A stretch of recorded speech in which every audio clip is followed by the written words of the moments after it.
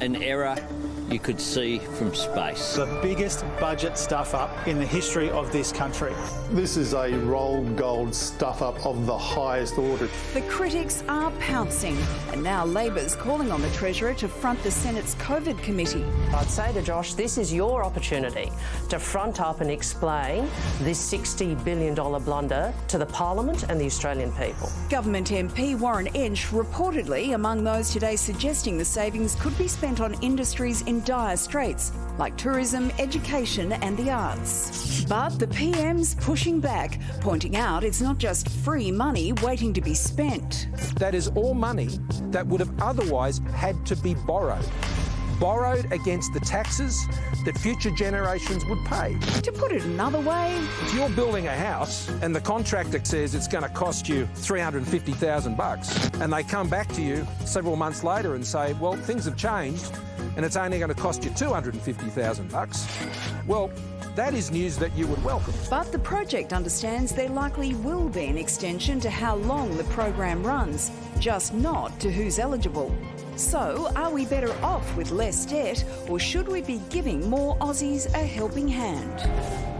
Well, Richard Holden is Professor of Economics at the University of New South Wales. Richard, what's going to be better for Australia in the long run? Saving most of this money or still borrowing it to help more people out? The right answer at this point is to borrow more to do more. It's important to remember that quite a lot of people were left out of Jobkeeper.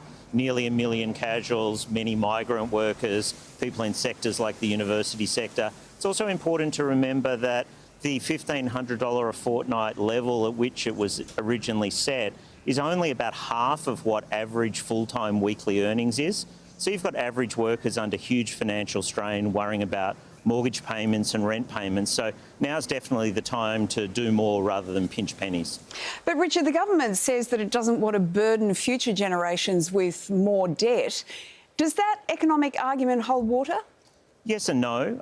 In one sense, you definitely don't want to burden future generations with too much debt, but we can borrow, the federal government can borrow long-term at less than 1% at the moment. So if you take, say, $130 billion for Jobkeeper, that's an annual carrying cost of $1.3 billion a year in the context of a roughly $500 billion federal budget. So really, the carrying cost of doing this is relatively modest. The other thing is that what will burden future generations the most is having an economy that's not growing. And so everything we do now to invest in a growing economy of the future is a wise investment and money well spent.